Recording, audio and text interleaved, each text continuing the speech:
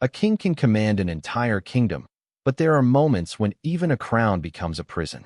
Adrian Blackwood had attended 3 royal council meetings before noon, approved 26 petitions before lunch, and offered polite smiles to more noble families than he cared to remember before the afternoon sun reached its highest point. Not one smile had belonged to him. Every conversation inside the royal palace carried invisible strings. Every compliment expected repayment. Every invitation concealed another negotiation. As Alpha King, Adrian had learned long ago that power rarely came without loneliness.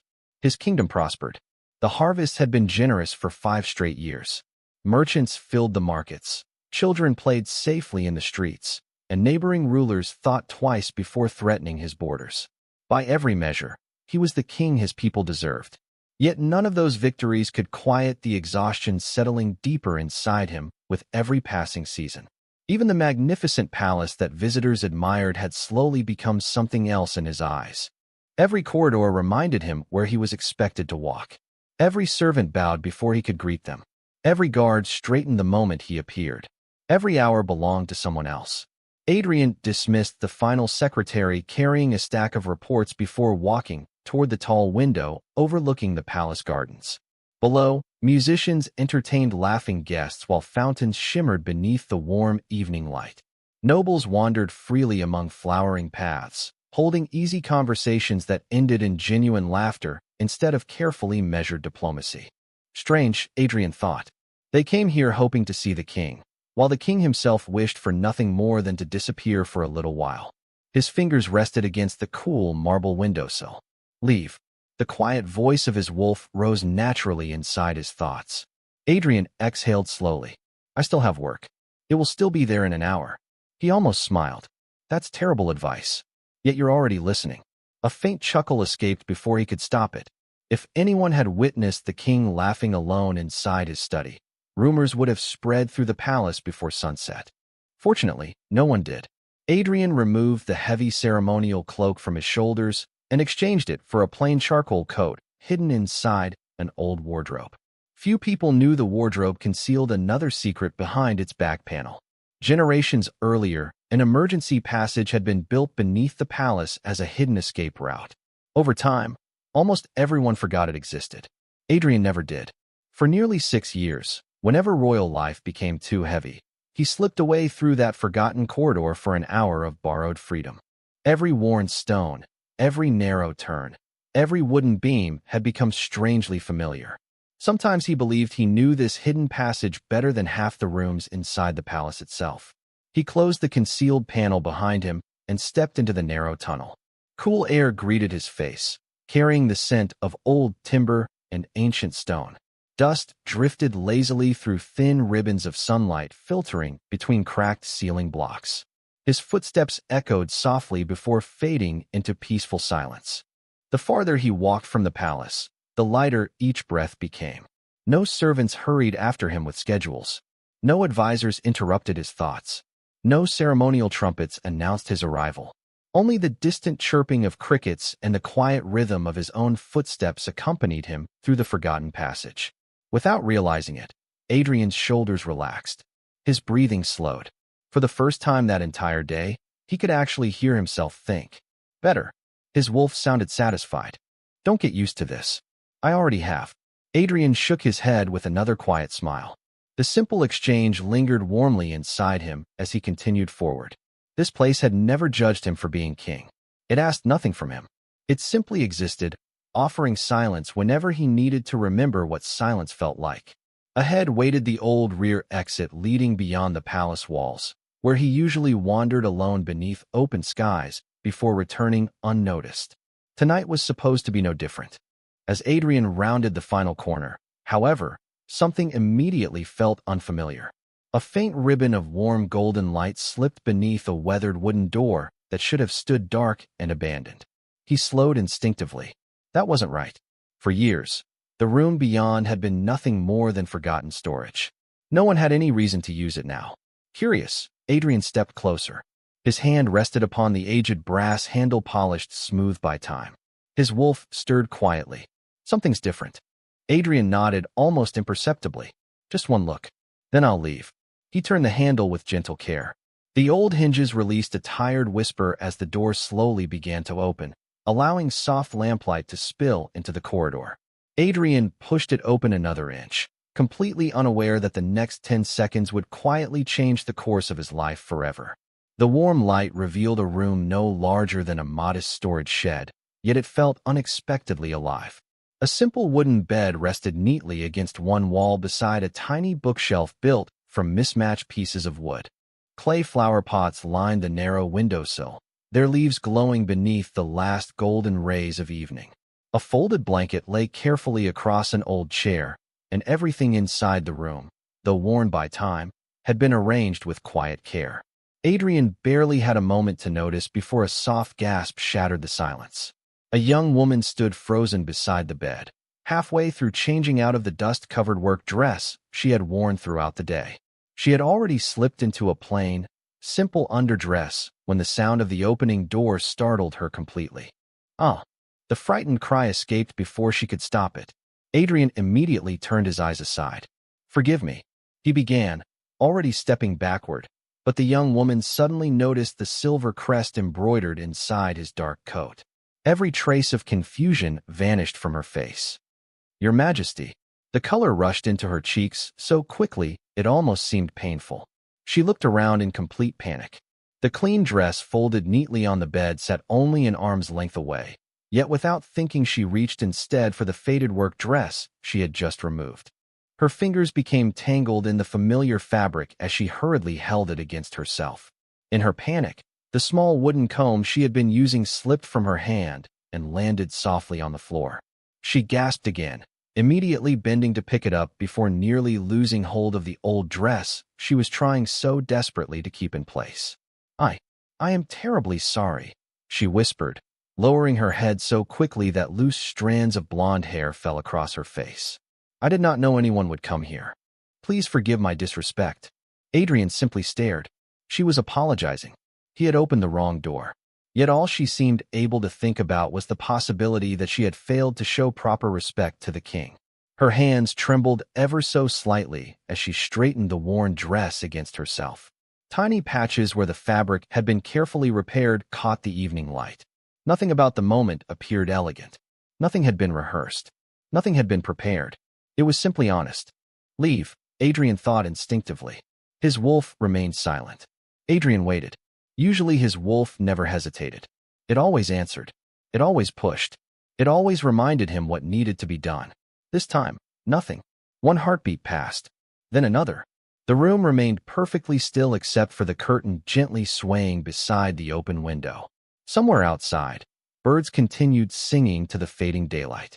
Adrian did not know why his feet refused to move. He had stood beside queens, princesses, duchesses, and noble women whose every smile had been practiced before polished mirrors.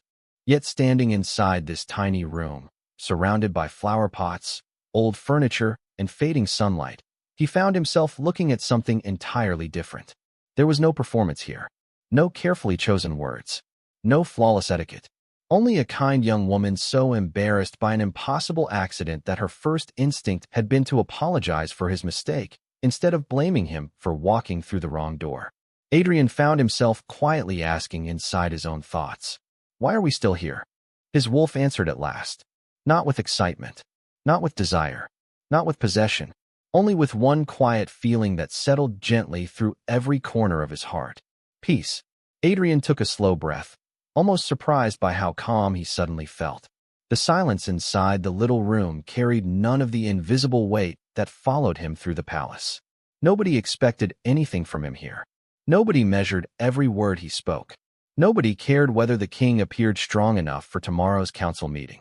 For one impossible moment, he had forgotten he was wearing a crown at all. He finally lowered his eyes respectfully and spoke with genuine sincerity. "You have nothing to apologize for. I opened the wrong door. I truly am sorry." Claire slowly lifted her head, her blue eyes filled with confusion. She looked as though she had misheard him. Kings did not apologize to maids. At least, not in any story she had ever known. Adrian offered a small smile that reached his eyes for the first time that day. "I believe this room had been abandoned years ago." She swallowed nervously before answering. "It used to be." The head housekeeper allowed me to stay here after the servant quarters became overcrowded last winter. Adrian nodded quietly. Somehow that simple explanation embarrassed him even more.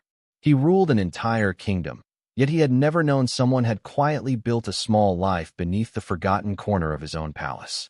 "Then I owe you an apology twice," he said softly. "Once for opening the door, and once for not knowing you were here." Claire blinked, speechless. Adrian stepped backward into the corridor.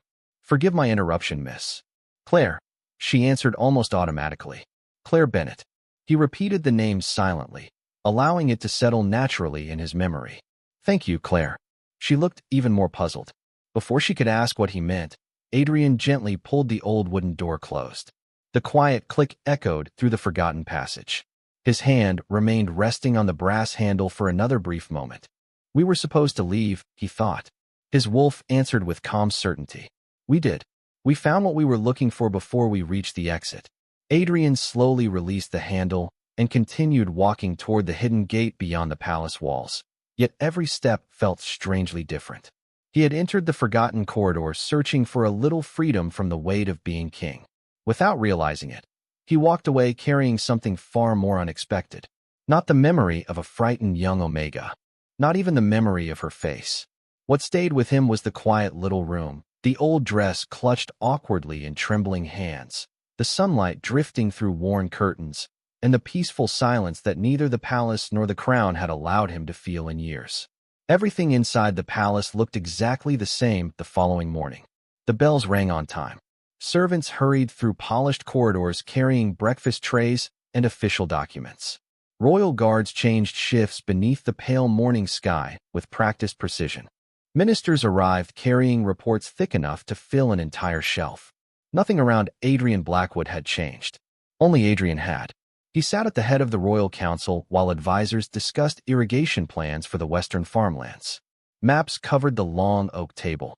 Voices rose and fell with careful professionalism as each minister waited for the king's judgment. Adrian listened, asked thoughtful questions, and made every decision with the calm confidence expected of him. No one noticed that somewhere between water channels and crop forecasts, a tiny clay flower pot quietly appeared inside his thoughts. "Focus," Adrian reminded himself. His wolf answered gently. "You were focused yesterday too." Adrian continued reading the report before him. "It was only an accident." "Then why are you remembering the flowers instead of the numbers?" He signed the final page and passed it to the royal secretary without another word. The discussion continued, but Adrian barely heard the final conclusions. Instead, he remembered warm sunlight resting across an old wooden floor, a neatly folded blanket, a room where nothing had demanded anything from him. Peace. The single word lingered inside him long after the meeting ended. It was a strange realization. Yesterday had been the first time in years that he had returned from a difficult day without feeling exhausted. He had not found freedom beyond the palace walls after all. He had found something quieter, something he had forgotten existed. As the ministers bowed and quietly left the chamber, Adrian remained seated for a few moments longer. Silence settled over the empty room. Yet it was not the same silence. This one arrived because everyone had gone. The other had existed while another person had stood only a few feet away. His wolf spoke again. "You are comparing them." Adrian slowly rose from his chair. "I am comparing silence." A faint smile almost escaped before he composed himself once again. The palace steward entered carrying another stack of official documents. "Your Majesty, these require your approval before the afternoon session." Adrian accepted them with a polite nod. "Thank you." The older man hesitated for a brief moment. "If I may ask, are you feeling well today?" Adrian looked up with mild surprise. "Why would you ask that?" "You seem—" The steward searched carefully for the right word before smiling politely. "Quieter." Adrian glanced down at the papers in his hands. "Perhaps I finally had a good night's sleep." The steward seemed satisfied with the answer and quietly excused himself. Adrian watched the door close before lowering his eyes once more. Had the change really become that noticeable? The rest of the morning passed much like every other day. Petitions, reports, royal decrees, border updates, funding requests. Adrian handled each responsibility with the same wisdom that had earned the respect of his kingdom. His decisions never wavered. His thoughts did. Every now and then, A memory slipped gently through the noise of palace life. Please forgive my disrespect. Claire's trembling voice echoed softly through his mind before disappearing as quickly as it had come. Adrian stopped writing for only a heartbeat. It was not the words themselves that remained. It was the sincerity behind them. No calculation. No hidden purpose. Only simple kindness wrapped in awkward honesty. By late afternoon, he stepped onto the palace balcony overlooking the gardens below. Families laughed beside the fountains while children chased one another along the stone paths. Gentle wind carried the scent of blooming roses through the warm air. Adrian rested both hands against the marble railing and quietly closed his eyes. We should return to work, he thought. We already finished today's work, his wolf replied. Then why am I standing here? Because you are looking in the wrong direction. Adrian opened his eyes. Almost absent-mindedly, his gaze drifted beyond the gardens toward the oldest wing of the palace, where forgotten corridors rested behind weathered stone walls. He frowned slightly, almost amused with himself. What are you doing, Adrian? He whispered beneath his breath. There was no answer. Only a quiet pull he could not explain. He stood there for another moment, intending to turn back toward his study.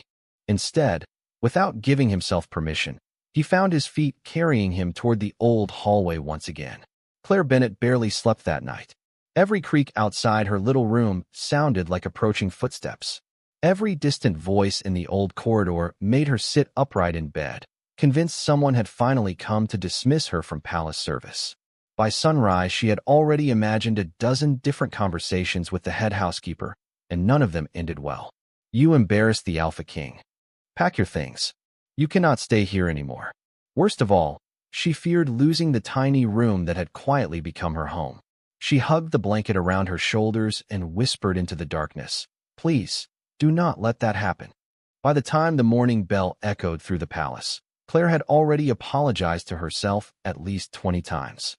She hurried through her duties with unusual determination, hoping perfect work might somehow erase yesterday's impossible accident. Unfortunately, worry had a way of making even the simplest tasks feel impossible. While carrying fresh towels toward the laundry room, she accidentally walked past the correct hallway before realizing she had missed the turn. While arranging flowers inside one of the guest corridors, she became so distracted that she placed two completely different bouquets into the wrong decorative vases. Even polishing silver trays became unexpectedly difficult because her thoughts refused to stay where they belonged. Stop thinking about it, she quietly told herself. The king has probably forgotten already. She paused for a second before giving herself a tiny nod. Of course he has. Kings remember generals. Kings remember nobles. Kings do not remember maids.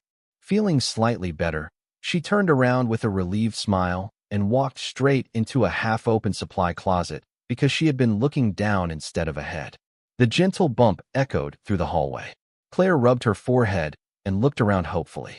Thankfully, nobody had seen it. Everything all right? Another maid asked while passing by with folded linens. Claire answered far too quickly. Perfectly all right. The other maid glanced toward the closet door before smiling.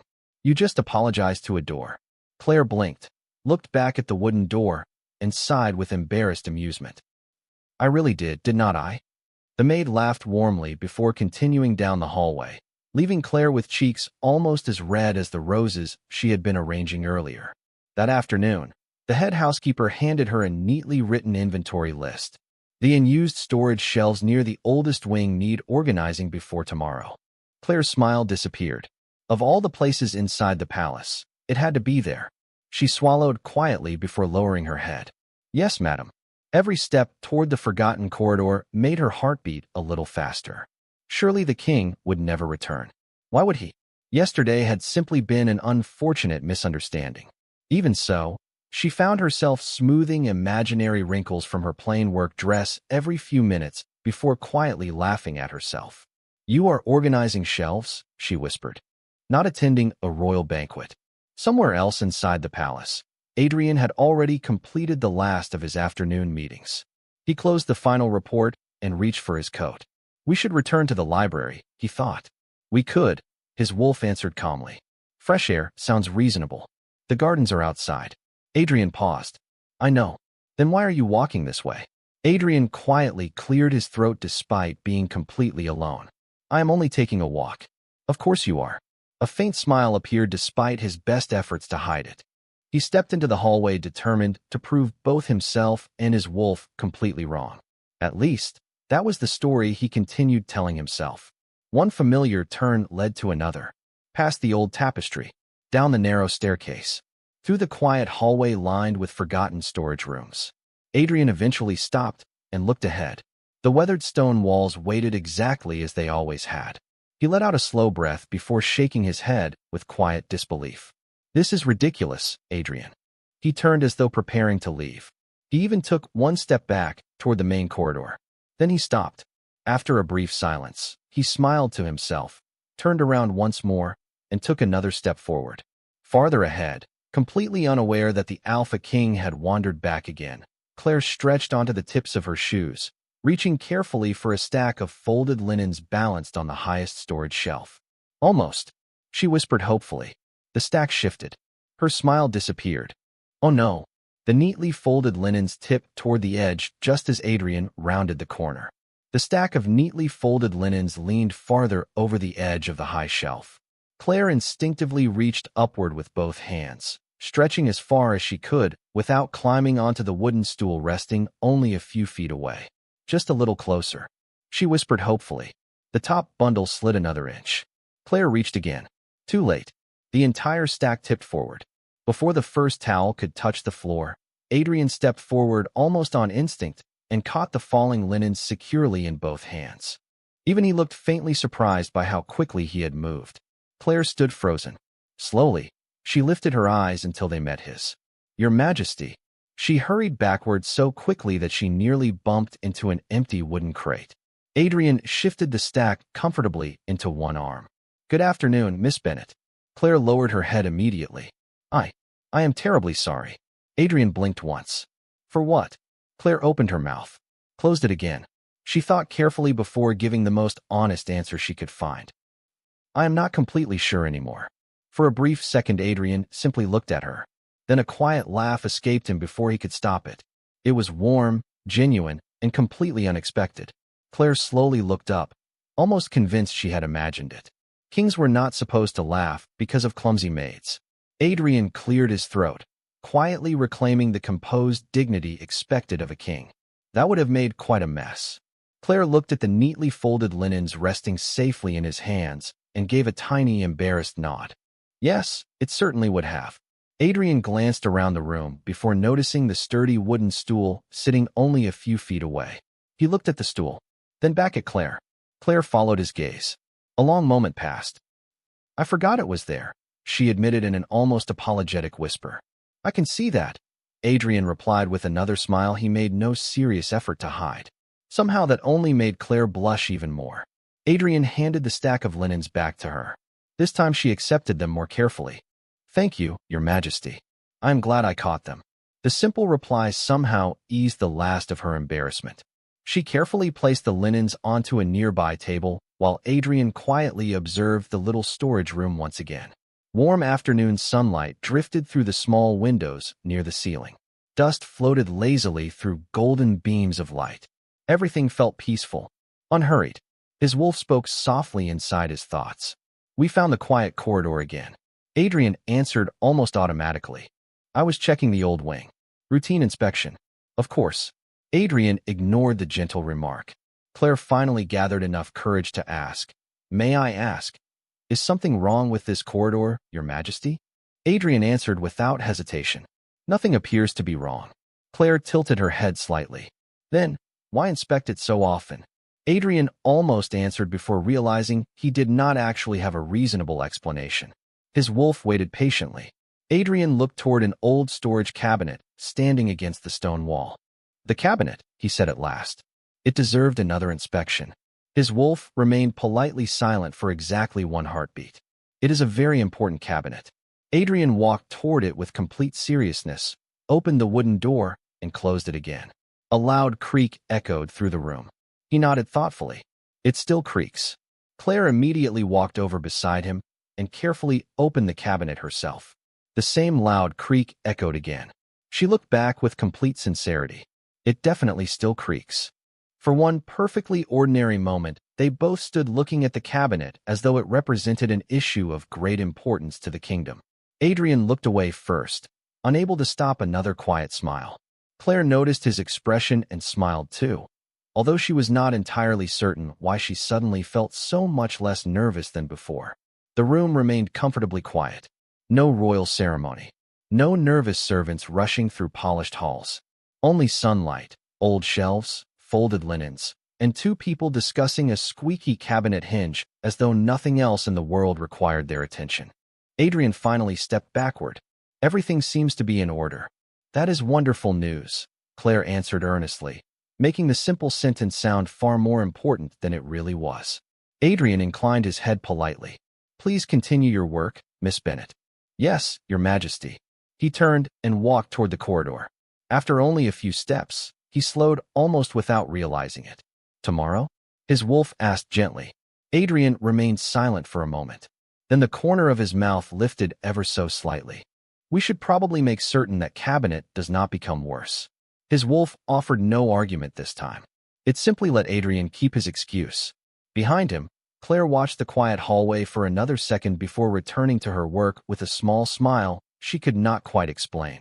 Claire returned to organizing the shelves, but her hands moved a little more slowly than before. Every few minutes, she caught herself glancing toward the quiet hallway where Adrian had disappeared. She would immediately shake her head, smile at her own imagination, and continue folding linens or dusting forgotten boxes. He was only inspecting the corridor, she quietly reminded herself. That is all. Somehow the explanation sounded much less convincing when she said it aloud. She carefully placed another stack of blankets onto a lower shelf before noticing one of the small flower pots resting beside the window. The soil looked dry. She reached for the watering can sitting nearby and poured just enough water into the pot before turning it slightly toward the afternoon sunlight. There, she whispered with quiet satisfaction. That is much better. Caring for small forgotten things had always made her happy. Somewhere deeper inside the palace, Adrian had every intention of returning to his study. He walked through 2 marble corridors, nodded politely to passing servants, and even reached the heavy doors leading toward the royal library. His hand rested upon the polished brass handle. We should go inside, he thought. His wolf answered calmly. We should. Adrian remained standing there. Neither of them moved.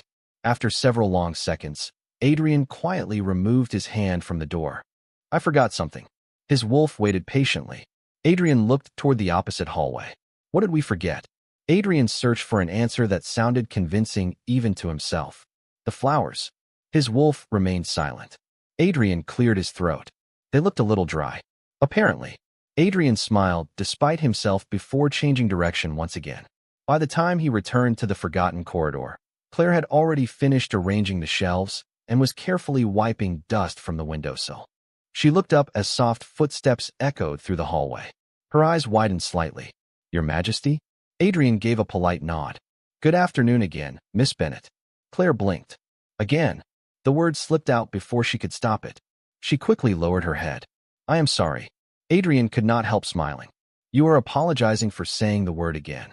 Claire thought about it for a moment. I suppose I am. Adrian's smile grew just enough to soften the seriousness usually resting upon his face. You really do apologize quite often. Claire looked genuinely embarrassed. Is it too much? Adrian considered the question honestly before shaking his head. Only when nothing needs forgiving. Claire stared at him quietly. No one had ever said that to her before. The words settled gently inside her heart with surprising warmth. Adrian glanced toward the little flower pot sitting beneath the window. You watered it. Claire followed his gaze. Yes. The soil was beginning to dry. Adrian stepped closer to the window, studying the healthy green leaves. You noticed? Claire smiled softly. Plants become quiet before they become unhealthy. If you pay attention, they usually tell you what they need. Adrian looked at the flower for another moment. Then, almost without thinking, he answered, People are not always that honest. Claire tilted her head thoughtfully. Maybe they would be, if someone paid attention the same way. The simple reply lingered between them. Neither hurried to fill the silence. Sunlight drifted through the old glass, painting warm patterns across the wooden floor while the breeze gently stirred the curtains. Adrian realized he had not once thought about tomorrow's council meeting since returning to this forgotten room. His wolf spoke quietly. Peace. Adrian answered with equal calm. Yes. A distant bell echoed through the palace, announcing the beginning of the evening meal. Adrian reluctantly looked toward the corridor. Duty was calling once again. Claire stepped aside respectfully. I should not keep your majesty from important work. Adrian nodded. Although for the first time in many years, the important work felt farther away than it usually did. Thank you for taking care of this place. Claire looked around the tiny room with quiet surprise. It takes care of me too. Adrian held her words in thoughtful silence before offering one final nod. Then I hope both of you continue taking care of each other. Claire smiled, this time without nervousness or apology. I will. Adrian turned toward the corridor and began walking away. Tomorrow? His wolf asked gently. Adrian looked ahead without breaking his stride. We should probably make certain the flowers receive enough sunlight. Apparently. Adrian said nothing else. The faint smile remaining at the corner of his mouth was answer enough. The following afternoon, Adrian Blackwood once again found himself walking through the oldest wing of the palace without ever making the conscious decision to do so. He had finished the day's council meetings, reviewed military reports, approved trade agreements, and listened patiently through another long discussion about taxes. Every responsibility had been fulfilled. Every duty had been completed. Yet his footsteps quietly carried him toward the forgotten corridor with familiar certainty. We are only checking the garden, he thought. His wolf answered after a comfortable pause. Apparently. Adrian almost smiled. He had never actually seen a garden there before. Only an old storage room and a forgotten hallway. Still, something beyond those weathered stone walls continued pulling at his attention with gentle persistence rather than urgency. He followed a narrow path behind the storage building until an old wooden gate appeared beneath climbing ivy. The gate stood slightly open, as though no one had bothered closing it completely for years. Adrian pushed it gently. The hinges barely made a sound. Beyond it lay a place he had never known existed. It was not a royal garden filled with perfect hedges or carefully arranged fountains. It was smaller, simpler, wild in places and wonderfully imperfect. Narrow stone paths wound through patches of colorful wildflowers. Clay pots of every size rested beneath old fruit trees. Some flowers bloomed proudly, while others were clearly recovering after difficult seasons. Small wooden signs marked herbs growing beside vegetables planted in tidy rows. A weathered bench sat beneath a flowering tree whose branches offered cool afternoon shade. The entire garden looked as though someone had quietly rescued forgotten things and patiently given them another chance to grow. Adrian stopped walking without realizing it. His wolf spoke softly. This is new. No, Adrian answered. It has probably been here for years. We simply never came looking. Gentle humming drifted through the warm afternoon air. Adrian turned toward the sound and quietly stepped behind the wide trunk of an old maple tree. Not because he wished to hide, but because he instinctively did not want to interrupt what he had just discovered. Several yards away, Claire Bennett knelt beside a cracked clay flower pot resting on a low stone wall. A small flowering plant leaned sadly to one side, its thin stem bent after what looked like a recent gust of wind. Claire carefully brushed loose soil away before picking up two slender wooden sticks lying nearby. You are going to be all right, she whispered as though speaking to an old friend. You just need a little help standing again. With patient hands, she gently supported the fragile stem between the tiny stakes before tying it loosely with a strip of soft cloth. She checked the knot twice, smiled with quiet satisfaction, and lightly touched one green leaf. Much better. A butterfly drifted lazily across the garden before landing on the edge of one of the flower pots. Claire laughed so softly that the sound almost disappeared into the breeze. Hello to you too, she said with cheerful sincerity. You picked the prettiest flower today. Adrian watched without moving. There was no audience, no expectation, no reason for Claire to behave this way except that it was simply who she was.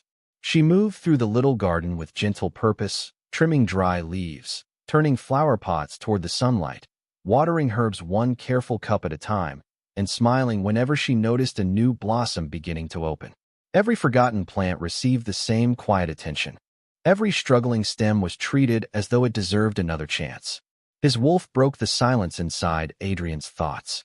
She talks to flowers. Adrian continued watching. They seemed to listen.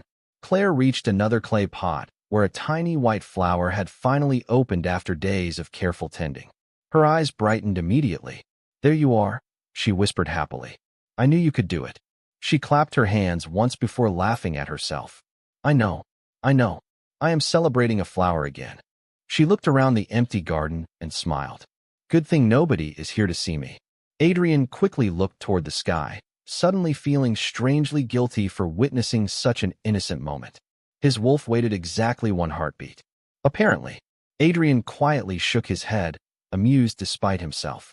Claire carried a small watering can toward another corner of the garden where several plants rested beneath an old stone wall. She paused beside a wilted vine that had slipped away from its wooden support after last night's wind. She gently lifted the vine with both hands, brushing a little dirt from the leaves before carefully guiding it back where it belonged. "Everybody needs a little help sometimes," she murmured. Adrian felt those simple words settle deeper inside him than he expected. He had spent years listening to speeches crafted by scholars, advisors, and diplomats. Somehow a quiet sentence spoken to a struggling vine carried more truth than many of them combined. The breeze suddenly grew stronger, rustling leaves across the little garden. One taller flowering branch bent sharply beneath the unexpected gust before giving a soft crack. Claire turned immediately. Oh no! She hurried toward the damaged branch, gently lifting it before it could fall completely. She searched the nearby gardening basket for another length of cloth, but the pieces she found were all too short. The branch leaned heavily in her arms while she looked around the little garden, quietly thinking of another solution. Adrian took one slow step forward from behind the old maple tree. "May I help?" Claire looked up in surprise. Only then did Adrian step fully into the afternoon sunlight. For a brief moment, neither of them spoke. The gentle breeze continued tugging at the broken flowering branch resting carefully in Claire's hands. She quickly lowered her head. "Your Majesty." Adrian gave a small nod before looking toward the damaged branch. "May I?" Claire hesitated only a second before carefully placing the branch into his waiting hands.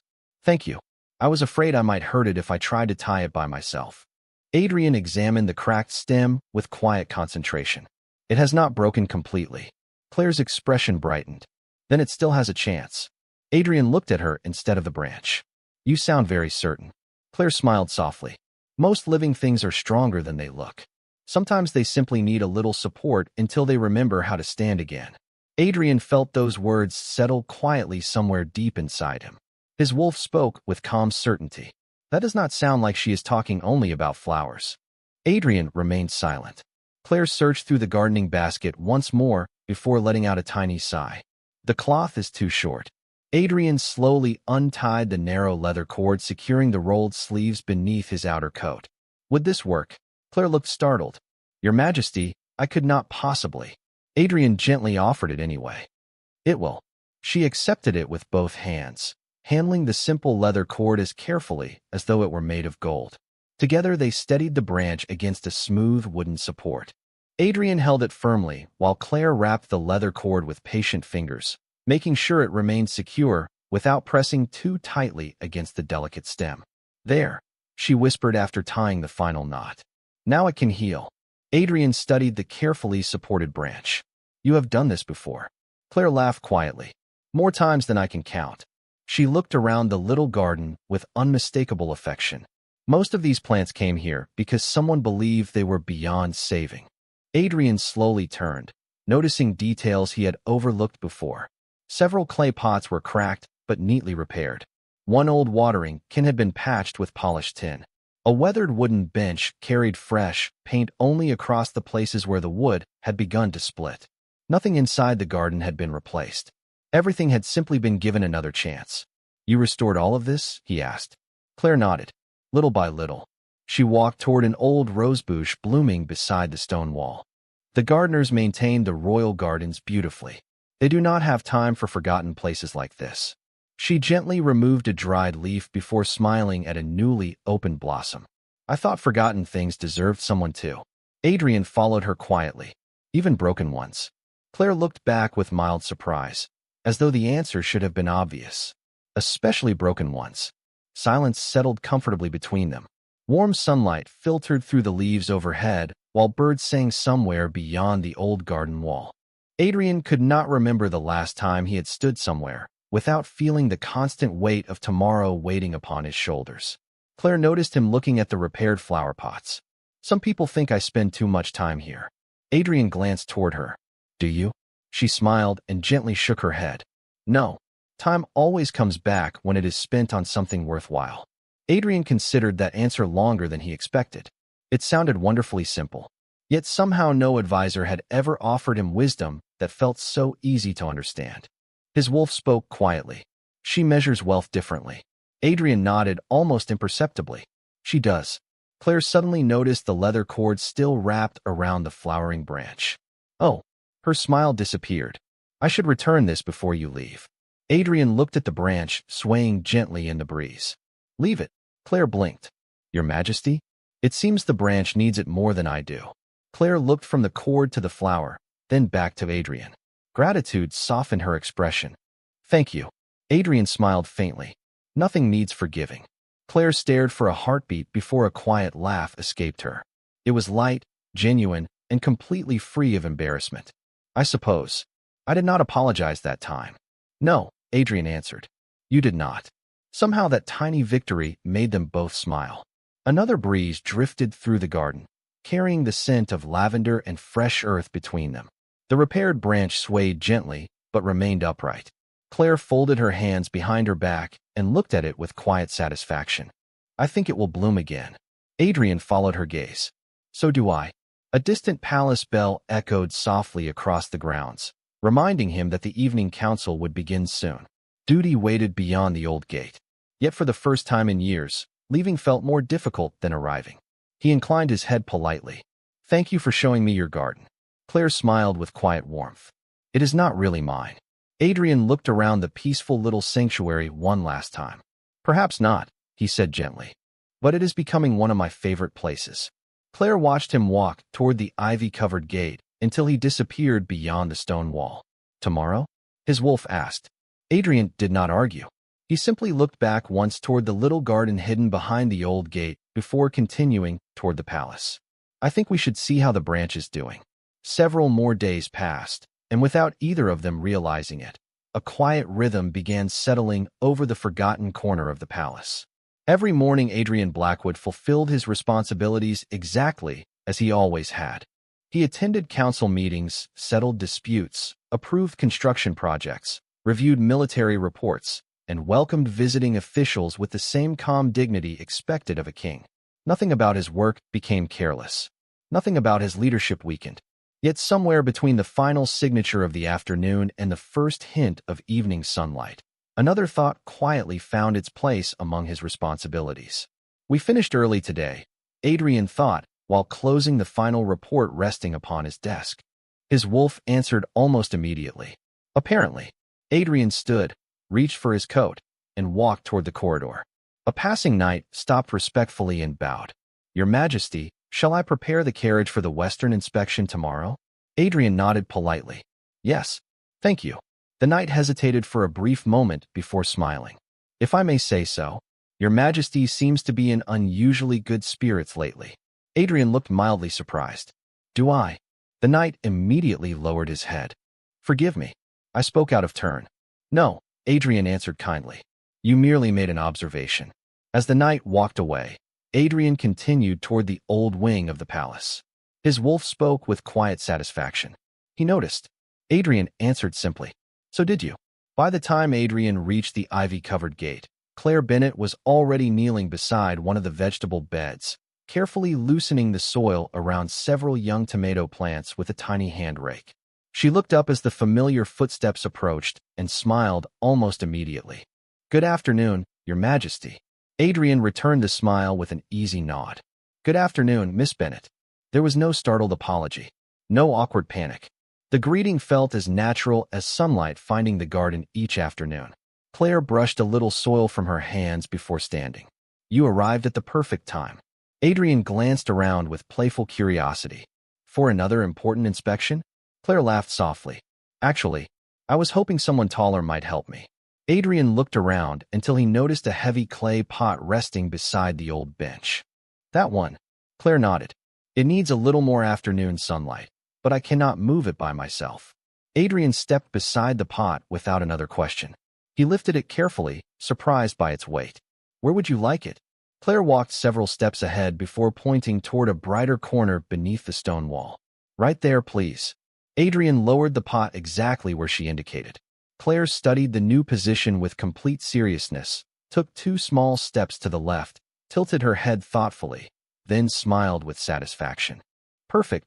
Adrian followed her gaze toward the little plant growing inside the pot. Will it really make that much difference? Claire nodded without hesitation. An extra hour of sunlight each afternoon might be everything it needs. Adrian looked quietly at the tiny leaves reaching toward the light. Somehow the answer felt larger than the plant itself. His wolf spoke softly. Small things matter here. Adrian smiled almost imperceptibly. They do.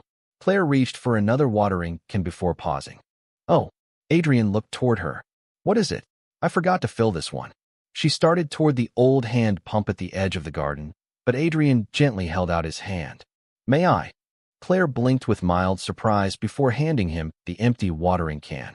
Thank you. Adrian walked to the pump, rolled up his sleeves, and began working the long iron handle. The first few strokes produced little more than a squeak before clear water finally poured into the waiting can. Claire watched with quiet amusement. You are getting better at this. Adrian looked up with a questioning smile. Better? The first time you used the pump, you almost looked as though it required a royal decree. Adrian laughed. I remember. His wolf answered immediately.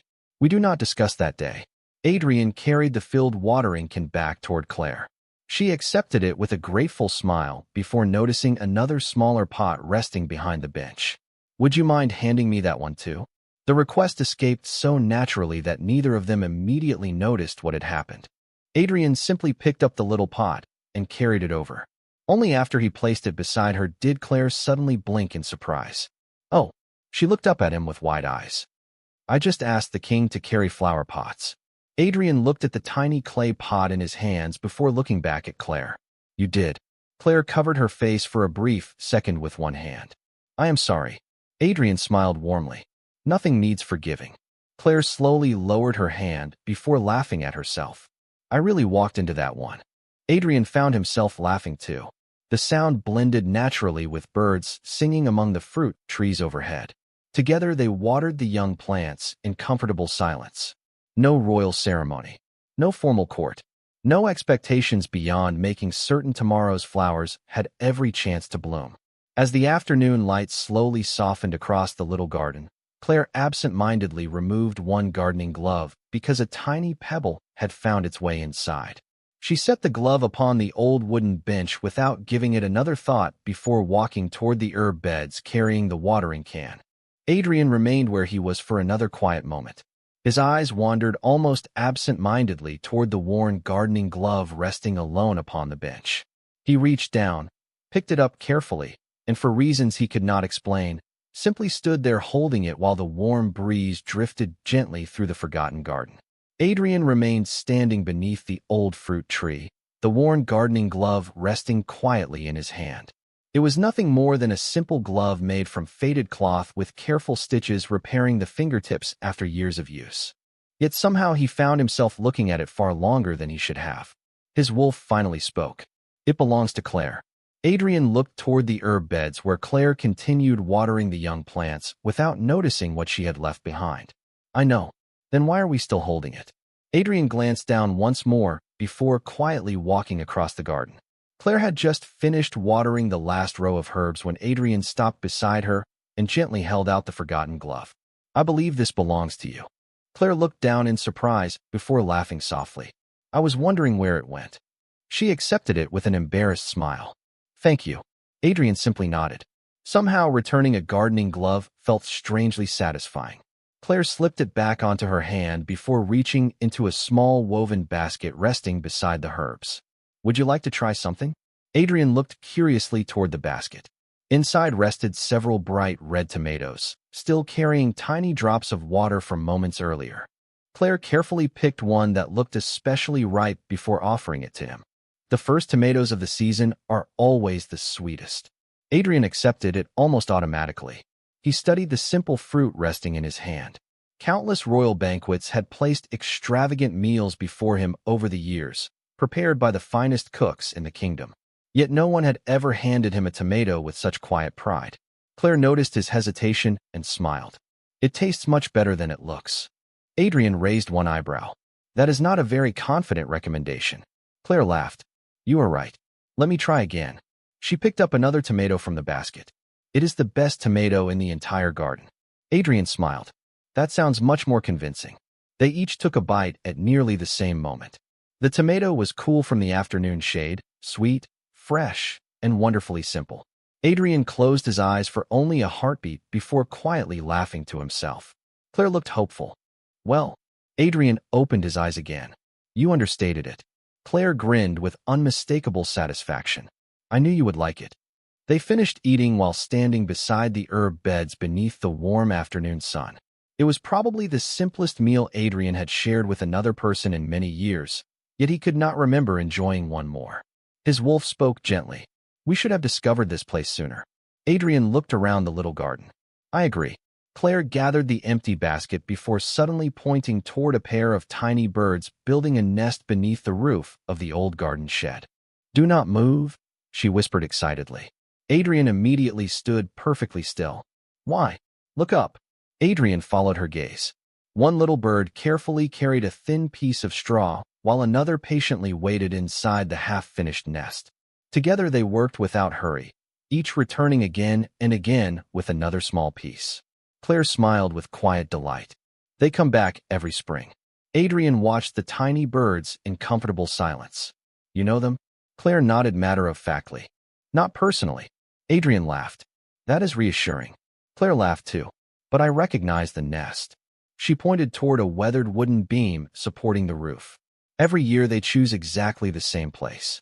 Adrian watched the little birds disappear into the trees before returning moments later with another strand of grass. Small things matter here, he thought. His wolf answered softly. We already learned that. Another comfortable silence settled over the garden. It no longer felt unusual. Somehow silence had become part of their conversations. Claire eventually carried the empty basket toward the old bench before accidentally leaving one of her gardening gloves behind again. Adrian noticed it almost immediately. Claire took only 3 steps before stopping. She slowly looked at her left hand, then her right. Not again. Adrian picked up the glove with an amused smile before she even turned around. I believe we have seen this before. Claire laughed so hard she covered her mouth with one hand. I promise I usually remember my gloves. Adrian walked over and placed it gently into her waiting hand. I believe you. Claire accepted it with another smile. Thank you. Nothing needs forgiving. Their eyes met for only a brief moment before both of them laughed together. The familiar sentence no longer felt like reassurance. It had quietly become something they shared. A distant palace bell echoed across the grounds, announcing the beginning of the evening. Adrian reluctantly looked toward the old gate. Duty waited once again beyond the peaceful little garden. Claire followed his gaze. You should probably go before someone starts looking for you. Adrian nodded. Probably. Claire smiled knowingly. The flowers will still be here tomorrow. Adrian looked around the garden one last time before answering with gentle honesty. I hope so. He turned and began walking toward the ivy-covered gate. Just before stepping through it, he glanced back once more. Claire was already kneeling beside another flower pot, humming softly while brushing away a few dry leaves exactly as though the entire world had slowed to match the quiet rhythm of the little garden. Adrian carried that peaceful image with him all the way back through the forgotten corridor. As he stepped into the grand marble hallway of the palace, a young knight paused respectfully and looked at him with quiet curiosity. Your Majesty, have you changed your daily schedule recently? Adrian slowed for only a moment before the corner of his mouth lifted into the faintest smile. Apparently, the next morning began before sunrise for Adrian Blackwood. Messengers arrived one after another carrying sealed documents from neighboring territories. By breakfast, 3 council meetings had already been added to his schedule. Before noon, an unexpected delegation requested an audience concerning trade routes damaged by recent storms. Every hour filled itself before the previous one had even ended. Adrian moved from chamber to chamber with his usual calm confidence, listening carefully, asking thoughtful questions, and making fair decisions exactly as his people expected. Nothing about his leadership changed. Nothing about his composure faltered. Yet each time another meeting concluded, his eyes drifted almost unconsciously toward the tall palace windows, where the afternoon sunlight slowly climbed across the gardens beyond. His wolf quietly noticed. "We are looking outside often today." Adrian signed another document without lifting his head. "It is pleasant weather." Of course. The next discussion lasted nearly 2 hours. By the time it finally ended, another advisor was already waiting outside the council chamber. "Your Majesty, the governors from the northern provinces have arrived earlier than expected." Adrian gave a polite nod. "Please show them in." Hours slipped quietly away. Somewhere beyond the old walls of the palace, the forgotten garden welcomed another peaceful afternoon. Claire Bennett knelt beside the vegetable beds, smiling as she discovered the first tiny green pepper beginning to grow beneath its leaves. "Well done," she whispered happily. "You finally decided to appear." She gently brushed a little dirt from the stem before walking toward the herb beds carrying a small basket. Every few minutes, she glanced almost absent-mindedly toward the ivy-covered gate. No footsteps came. She simply smiled to herself and continued gathering fresh mint leaves. "His Majesty must be very busy today," she murmured. "Kings probably do not have afternoons off whenever they wish." She picked the brightest tomato growing on the healthiest vine and placed it carefully into a separate corner of the basket. It was slightly larger than the others and perfectly ripe beneath the warm summer sun. Claire looked at it with quiet satisfaction.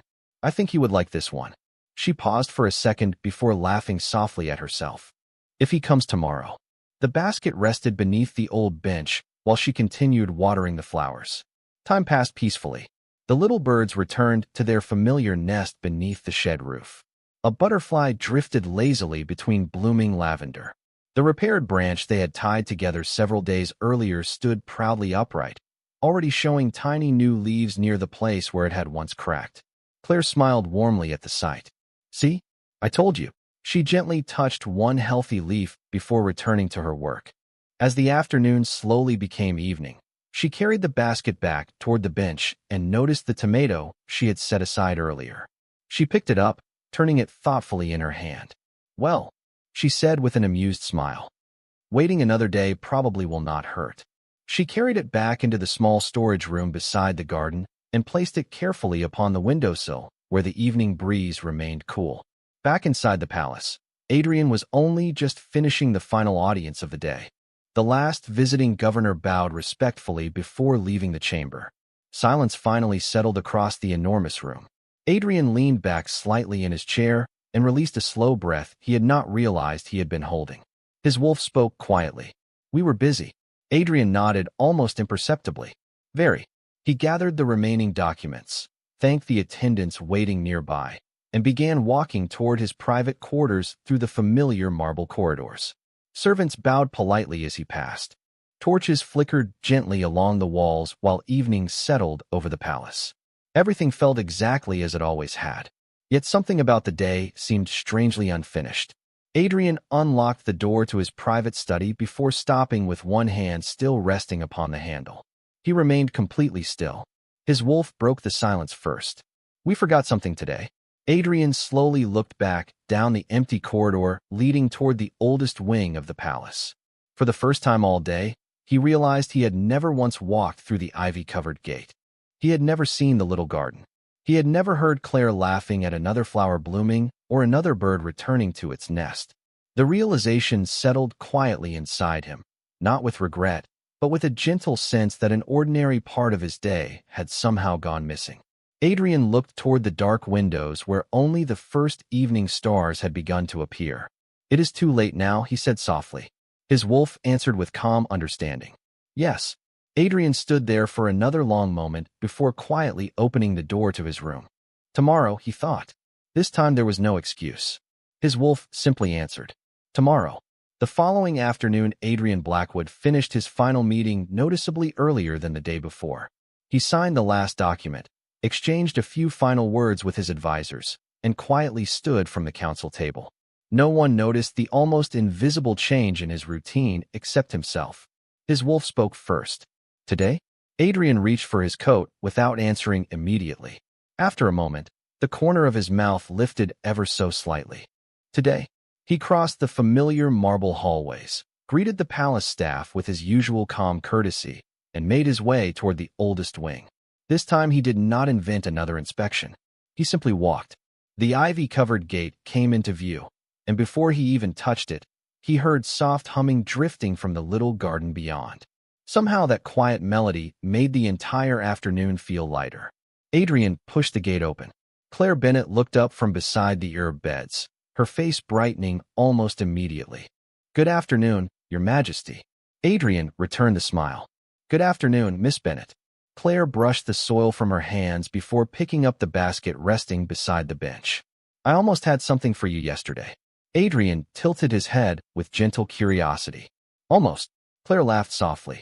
"I found the nicest tomato in the garden and decided to save it for you." She pointed toward the little storage room with an amused expression. "Then you never came."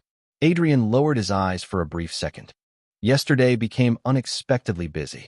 Claire nodded without the slightest disappointment. "I guessed as much." She smiled again. "So I waited until evening." Adrian looked hopefully toward the basket. Claire smiled with playful embarrassment. "Then I ate it." For one perfectly silent heartbeat, Adrian simply stared at her before a quiet laugh escaped him. "I deserve that." Claire laughed with him. "You really did." The comfortable humor settled between them as naturally as the afternoon sunlight filtering through the trees. Claire reached into the basket again and produced another tomato, slightly smaller but equally bright. Fortunately, another one ripened this morning. She offered it to him with both hands. "This one really is for you." Adrian accepted it with quiet gratitude. "Thank you. I almost ate this one too," Claire admitted honestly. Adrian looked at the tomato before smiling. "I appreciate your remarkable self-control." Claire laughed again. It was not easy. They shared the simple snack beneath the shade of the old fruit tree while birds fluttered between the branches overhead. Nearby, the flowering branch they had repaired together continued standing proudly, its tiny new leaves reaching confidently toward the sunlight. Adrian noticed it immediately. It recovered quickly. Claire followed his gaze with obvious happiness. Sometimes all something needs is a little support and enough time. Adrian nodded thoughtfully. "I believe you have convinced me." Claire looked pleasantly surprised. "About gardening?" Adrian glanced around the peaceful little sanctuary before answering. "About many things." Neither of them hurried to explain the sentence. They simply let it rest comfortably in the quiet air surrounding them. After a few moments, Claire walked toward a small wooden box resting beneath the bench. She carefully opened the lid and lifted out several tiny paper envelopes. Adrian looked curiously at them. "What are those?" Claire held one up with a gentle smile. "Seeds."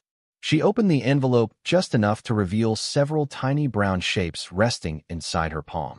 These came from the first flowers that bloomed here last spring. Adrian studied them with genuine interest. "You keep them?" "Of course." Claire carefully closed the envelope again. Every season leaves something behind for the next one. She selected a second envelope and held it toward Adrian. "Would you like one?" Adrian blinked with quiet surprise. "For me?" Claire nodded. "You helped save the garden. It feels right that you should help something grow too." Adrian accepted the little envelope as though it were unexpectedly precious. It weighed almost nothing, yet he found himself holding it with remarkable care. His wolf spoke softly. "A king has received many gifts." Adrian looked at the tiny packet resting in his hand. "None quite like this." Claire smiled at the expression on his face. "Plant them somewhere sunny when spring returns. They are very patient." Adrian slipped the small envelope safely inside the inner pocket of his coat. "I will take good care of them." Claire answered with complete confidence. "I know you will." A distant bell echoed gently across the palace grounds, reminding Adrian that evening responsibilities were waiting once again. This time neither of them seemed disappointed by the interruption. Adrian inclined his head politely. "Thank you, Miss Bennet." Claire smiled warmly. "For what?" Adrian looked from the little envelope in his pocket to the peaceful garden surrounding them. "For making this place part of my day." Claire lowered her eyes shyly before answering with quiet sincerity. "Thank you for becoming part of its story." Adrian walked slowly toward the ivy-covered gate. Just before stepping through, he glanced back once more. Claire had already knelt beside another flower bed, gently pressing fresh seeds into the warm earth with the same patient kindness she offered everything she touched. Adrian rested one hand briefly over the small envelope inside his coat before continuing toward the palace. His wolf spoke only once. Tomorrow? Adrian smiled to himself. Tomorrow. The palace awakened long before the sun climbed above the eastern towers. Servants hurried through polished corridors carrying fresh linens, silver trays, and ceremonial banners, while musicians quietly rehearsed the royal anthem somewhere beyond the grand hall. Today marked the beginning of the annual gathering of nobles from across the kingdom, one of the few occasions when every tradition of the royal court was displayed in full splendor. Adrian Blackwood stood motionless as attendants fastened the final clasp of his formal ceremonial cloak across his shoulders. Rich embroidery shimmered beneath the morning light, and the ancient crown of the Alpha Kings rested upon a velvet cushion nearby. Everything felt familiar. Everything felt necessary. Yet as another attendant listed the schedule waiting ahead, Adrian found his thoughts wandering for only a brief moment toward a quiet garden hidden behind an ivy-covered gate. His wolf noticed immediately. Busy day? Adrian nodded almost imperceptibly. Very. The wolf remained silent after that. There was nothing else to say. Beyond the towering doors of the great hall, hundreds of guests filled the marble galleries. Noble families stood in perfect rows while knights lined the entrance with polished armor catching the morning light. The enormous doors slowly opened. One voice echoed across the chamber. His Majesty, Alpha King Adrian Blackwood. Every conversation stopped. Every head bowed. Adrian crossed the hall with calm confidence, acknowledging his people with the quiet dignity expected of a king. He greeted governors, accepted formal reports, welcomed foreign delegates, and listened patiently to countless respectful introductions. It was a world built upon ceremony, discipline, and tradition. Several floors below, Claire Bennett carried fresh flowers through a side corridor leading toward the old chapel. She had been assigned additional duties because so many guests had arrived overnight. Every vase inside the ceremonial halls required replacing before the afternoon banquet. Claire carefully arranged white lilies beside the chapel entrance before following another maid toward the grand staircase. "You have never seen the opening procession?" the older maid asked with a smile. Claire shook her head. "I usually work in the older wing." "Then come quickly." They quietly stepped behind a tall stone column overlooking the great hall just as the ceremony reached its highest moment. Claire looked down. Her breath caught almost instantly. Adrian stood beneath towering banners wearing the ceremonial robes of the Alpha King. Every noble lowered their head before him. Every knight remained perfectly still. Advisors waited respectfully for his command before speaking. The quiet man who had carried flower pots through a forgotten garden now seemed almost larger than the hall itself. Claire stared without moving. She had always known he was the king. Yet somehow inside the little garden, she had slowly forgotten what those words truly meant. Standing there now, surrounded by hundreds of people, she finally understood the impossible distance between their worlds. The older maid smiled softly. "He always looks like he was born for that crown." Claire nodded almost automatically. "Yes." Her voice came out barely above a whisper. During the afternoon, Adrian fulfilled every ceremony with flawless composure. Yet between formal conversations, his eyes drifted almost unconsciously toward the palace windows overlooking the oldest gardens beyond the western wall. His wolf quietly observed. "We are looking outside again." Adrian answered honestly this time. "I know." By late afternoon, the ceremonies finally ended. Adrian removed the heavy ceremonial cloak and exchanged it for his usual dark coat before leaving the royal apartments by a familiar corridor. His footsteps carried him toward the ivy-covered gate without hesitation. No inspection, no excuse, simply habit. Claire was already there, carefully tying fresh twine around a young climbing rose growing beside the old stone wall. She heard the gate open and immediately stood. "Good afternoon, Your Majesty." Adrian smiled warmly. "Good afternoon, Miss Bennett." The words sounded the same as every other afternoon. Yet something invisible had changed. Claire bowed lower than she ever had before. Adrian noticed immediately. His smile faded into quiet curiosity. "You do not usually bow that much." Claire kept her eyes lowered. "I should have from the beginning." Adrian looked at her for a long moment before glancing around the peaceful little garden. Everything looked exactly the same. The flowers swayed gently. The birds continued building their nest. The repaired branch had grown stronger. Only Claire seemed different. His wolf spoke softly. She changed. Adrian answered almost at once. No. His wolf remained patient. She did. Claire stepped backward respectfully, leaving noticeably more space between them than she ever had before. She folded her hands neatly in front of her apron instead of reaching for another flower pot or asking whether he could help move something. Adrian quietly noticed every small difference. None of them were dramatic. Together they somehow made the little garden feel less warm than it had yesterday. He took one step forward without thinking. Claire instinctively took one small step back. Adrian remained where he was after Claire's quiet step backward. He did not move closer again. The little distance between them suddenly felt much larger than the narrow garden path beneath their feet. Around them, nothing else had changed. The flowers still swayed gently in the afternoon breeze. The birds continued carrying tiny pieces of straw toward their nest. Somewhere nearby, water dripped steadily from the old hand pump into a wooden bucket. Only the silence between them had become unfamiliar. Claire lowered her eyes respectfully. I hope today's ceremony went well, Your Majesty. Adrian studied her for a quiet moment before answering. It did. Another silence followed. Just yesterday, she would have asked whether the council meetings had been long or whether the tomato had tasted as sweet as she expected. Today, every word sounded carefully measured. His wolf spoke softly. She is speaking to the king. Adrian answered just as quietly. I know. Claire looked toward one of the heavier clay pots resting near the old stone wall. Normally, she would have smiled and asked Adrian if he could help move it into the sunlight. Instead, she quietly walked toward it alone. She bent her knees, wrapped both hands around the weathered clay, and tried to lift it herself. The pot barely shifted. Adrian crossed the short distance without saying a word. He gently lifted the flower pot before Claire could try again. She looked up in surprise. Your Majesty, please. I should not ask you to do that. Adrian carried the pot toward the brighter corner of the garden exactly where she had placed similar pots many afternoons before. You did not ask. Claire followed behind him, clearly uncertain whether she should stop him. Adrian lowered the pot carefully onto the warm stone path and stepped back. Where would you like it? Claire hesitated. A little farther to the left.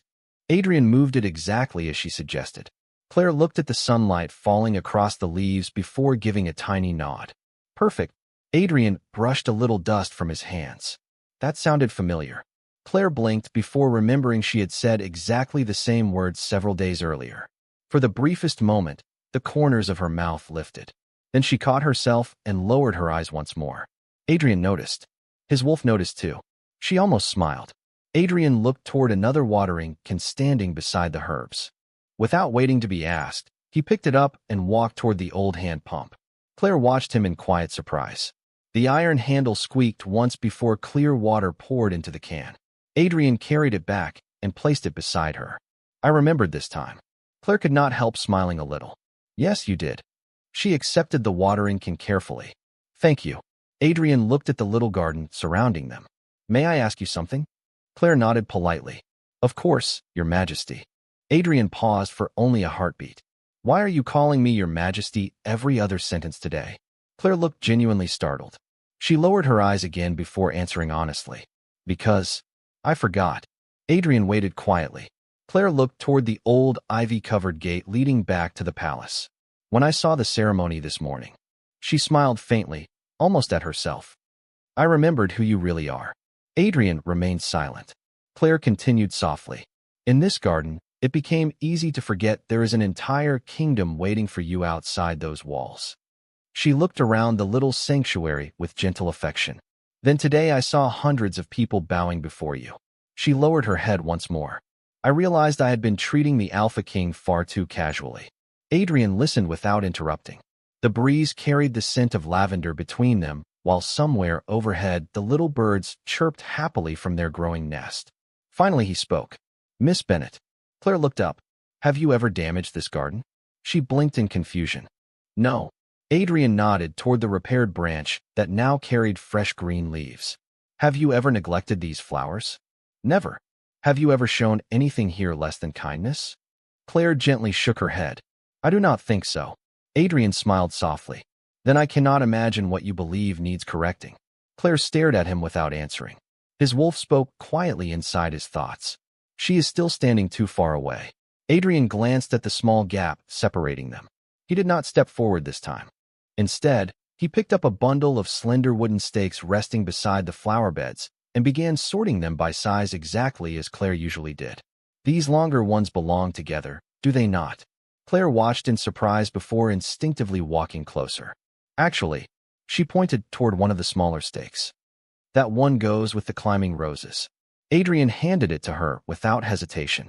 Like this. Yes. Claire accepted it before realizing she had stepped close enough to take it naturally, without thinking about royal etiquette at all. She looked from the wooden stake to Adrian and quietly laughed at herself. I forgot again. Adrian's smile warmed. I noticed. Claire looked down, then back up with a shy smile that finally reached her eyes. I suppose that is a good sign. Adrian looked around the peaceful little garden where the afternoon sunlight painted gentle patterns across the flowers. I think it is. They returned to sorting the gardening supplies together without another word. The silence that settled between them no longer felt careful. It simply felt familiar again. Later that evening, after returning to the palace, Adrian entered his private study and removed the small paper envelope of flower seeds Claire had given him several days earlier. Instead of placing it inside a drawer, he gently set it upon the polished desk beside the royal seal that marked every law and decree of the kingdom. His wolf spoke only once. They belonged together now. Adrian looked at the tiny envelope resting beside the symbol of his crown and quietly smiled. He did not disagree. The following morning, the royal council gathered inside the Western Conference Chamber, where sunlight streamed through towering windows and spread across maps covering the long oak table. Adrian Blackwood listened quietly while ministers discussed storage capacity, harvest projections, and repairs needed before the coming winter. It was the kind of meeting where every decision appeared practical, every recommendation supported by careful numbers. The abandoned storage district behind the old palace has become increasingly inefficient, the Minister of Infrastructure explained while pointing toward a section of the map. Several unused buildings occupy valuable land. We recommend clearing the entire area and constructing a larger supply warehouse before autumn. Adrian's attention shifted almost immediately toward the marked location. His expression remained calm, giving no sign that the simple drawing on the map represented something far more meaningful than forgotten buildings. Hidden beyond those old walls stood a small garden where flowers had been given second chances and where quiet afternoons somehow carried more peace than the grandest halls in the kingdom. Another advisor nodded in agreement. The proposal is economically sound. Very few people use that section anymore. Adrian remained silent for several moments. His wolf spoke first. They have never seen it. Adrian looked once more at the map before lifting his eyes toward the council. Has anyone personally inspected the grounds recently? The advisors exchanged uncertain glances. Finally, the minister answered, Not within the past several years, Your Majesty. Adrian folded his hands calmly upon the table. Then no decision should be made until the site has been properly reviewed. The minister looked surprised. Would Your Majesty prefer another survey? Adrian nodded once. Yes. His voice remained gentle but unmistakably final. The garden stays exactly as it is until that review has been completed. No one questioned the decision. Pens quietly moved across parchment as the order was recorded.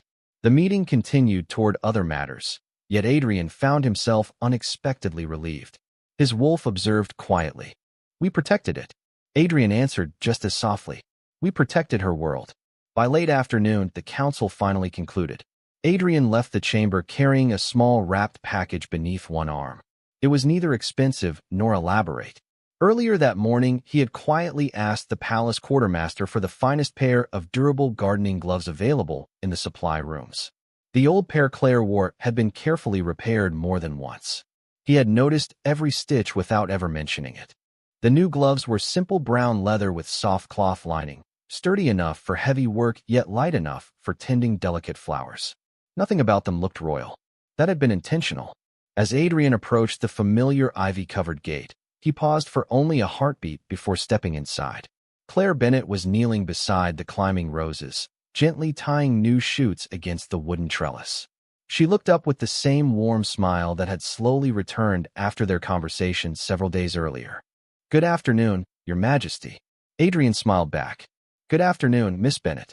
Claire noticed the small package beneath his arm and tilted her head with curious amusement. Should I be worried? Adrian laughed quietly. I certainly hope not. He held the wrapped parcel toward her. I noticed something recently. Claire accepted it carefully. What did you notice? Adrian glanced toward the familiar pair of faded gardening gloves resting beside the flower beds. Those have served faithfully for a very long time. Claire looked toward her old gloves before smiling sheepishly. They still work. Adrian nodded thoughtfully. They have survived enough. Claire laughed softly before unfolding the wrapping paper. Inside rested the new pair of gardening gloves. She stared at them for several quiet seconds without speaking. They were beautifully made but wonderfully ordinary, exactly the sort of thing a devoted gardener would treasure. She carefully touched the soft leather fingertips as though afraid they might disappear. These are wonderful. Adrian spoke gently. I thought they might make your work a little easier. Claire looked from the gloves to Adrian. Her expression filled not with surprise, but with quiet gratitude. No one has ever noticed my gloves before. Adrian smiled. I have. Claire laughed quietly, shaking her head. Apparently you notice everything in this garden. Adrian glanced around the peaceful little sanctuary. There are many things worth noticing. Claire slipped one glove onto her hand. It fit almost perfectly. She flexed her fingers once before smiling with unmistakable delight. They are comfortable. Adrian looked genuinely pleased. Good. Claire picked up her old gloves and held both pairs together. These will still be useful. Adrian raised one eyebrow. Really? Claire nodded very seriously. The old ones can handle heavy work. She lifted the new pair slightly. These are for flowers. Adrian could not help laughing. That seems like a very fair arrangement. Together they returned to the rose trellis. Adrian quietly held the wooden support while Claire adjusted the climbing stems with her new gloves. Every movement appeared slightly easier now. She worked confidently without worrying about rough thorns catching worn fabric. Nearby, the little birds continued feeding their growing chicks, while the repaired flowering branch stretched a little farther toward the afternoon sun. Everything inside the forgotten garden felt peaceful once again. Neither of them realized that only hours earlier its future had quietly changed forever inside the council chamber. As the afternoon faded toward evening, two elderly palace gardeners happened to pass beyond the stone wall carrying tools back toward the storage sheds. One glanced toward the old district and shook his head in surprise. Strange, he murmured. I was certain they planned to rebuild that entire section. The other gardener shrugged thoughtfully. Apparently the order was withdrawn this morning. Their footsteps slowly disappeared down the path. Claire looked up for a brief moment after hearing the conversation.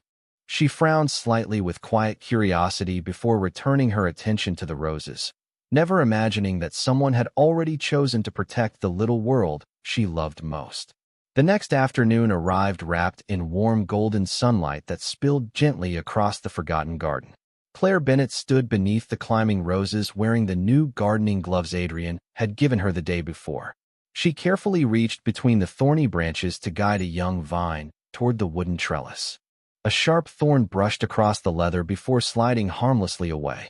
Claire paused and looked down at the glove with a quiet smile. That would have hurt yesterday, she whispered to herself. She continued working, moving confidently through the roses without needing to pull her hands back every few moments. Nearby, the old patched gloves rested neatly folded upon the bench exactly where she had promised they would remain for heavier work. Adrian Blackwood arrived through the ivy-covered gate just in time to see her gently freeing a tangled stem from between two branches.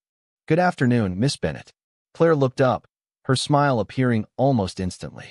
Good afternoon, Your Majesty. She lifted one gloved hand with quiet amusement. I have already tested them. Adrian raised one eyebrow. And Claire lightly brushed one of the rose thorns with her fingertips. The roses have officially lost today's argument. Adrian laughed softly. I am pleased to hear it. Claire stepped aside so he could see the climbing roses more clearly. They are much easier to work with now. She looked at the gloves again before adding honestly, I did not realize how much the old ones had worn out until I tried these. Adrian nodded with quiet satisfaction. Sometimes we only notice the weight we carried after someone helps lift it. Claire looked thoughtfully at him before smiling. That sounds wiser than gardening. Adrian smiled back. Perhaps I have been spending too much time here. His wolf answered immediately. Not possible. Adrian ignored the comment. although the corner of his mouth lifted slightly. Claire noticed anyway. You smiled before I said anything. Adrian looked mildly guilty. Did I? You did. Claire laughed. I think your garden is improving, Your Majesty. Adrian glanced around at the flowers. I believe it is improving both of us. They walked slowly along the narrow stone path, while Claire pointed out the newest signs of summer. Tiny strawberries had begun appearing beneath broad green leaves. Fresh lavender stretched toward the afternoon sun, filling the air with its gentle fragrance. The repaired flowering branch now carried several blossoms where only broken wood had existed weeks before. Adrian stopped beside it and quietly admired the healthy blooms. It kept its promise. Claire rested one hand lightly against the supporting stake they had tied together long ago. No, she smiled softly. It simply accepted a little help. Adrian looked at the branch for another quiet moment. His wolf spoke gently. Just like us. Adrian did not answer. He did not need to. Claire suddenly noticed one corner of the wooden fence leaning slightly after several days of strong wind. I keep meaning to fix that. Adrian had already walked toward it before she finished speaking. He pressed one hand against the loose post and tested its movement. The base is still strong. Claire joined him. It only needs another nail. Adrian looked around until he found a small wooden toolbox resting beneath the shed roof. Without ceremony, he opened it, selected a hammer and several nails, then carefully secured the fence while Claire held the post steady. Neither of them commented on how unusual the sight might have appeared beyond the garden walls. A king and a maid quietly repairing an old fence together simply felt normal here. After the final nail was driven into place, Adrian gently pushed against the fence once more. It remained perfectly firm. Claire clapped her hands once with genuine delight. Much better. Adrian returned the hammer to the toolbox. Teamwork. Claire nodded happily. Definitely teamwork. As they walked back toward the flower beds, one of the elderly palace gardeners appeared briefly outside the stone wall, carrying freshly cut branches. He noticed Adrian inside the garden, paused respectfully, and smiled to himself before continuing down the path without saying a word. Claire never saw him. Adrian barely noticed. The garden had quietly become its own little world where titles seemed to fade beneath birdsong and blooming flowers. Claire bent down beside the herb beds and carefully gathered a handful of fresh mint leaves. Would you like some? Adrian accepted the fragrant bundle with quiet curiosity. What should I do with it? Claire laughed. Keep it in your study. Adrian looked puzzled. Really? Whenever your meetings become too serious, crush one leaf between your fingers. She smiled. It reminds you that somewhere outside there is still fresh air waiting. Adrian looked thoughtfully at the small green leaves resting in his hand. That sounds like excellent advice. Claire shrugged with playful modesty. It is free. Adrian slipped the mint carefully into the inner pocket of his coat beside the tiny envelope of flower seeds. His wolf observed quietly. We are collecting pieces of her garden now. Adrian smiled almost invisibly. Perhaps I am. The afternoon slowly drifted toward evening. Before leaving, Adrian paused beside the ivy-covered gate and looked back one last time. Claire was kneeling among the flowers, sunlight catching the soft leather of her new gloves as she gently cared for each blossom with patient hands. She looked peaceful. She looked happy. That alone made the entire day feel worthwhile. His wolf finally spoke with quiet certainty.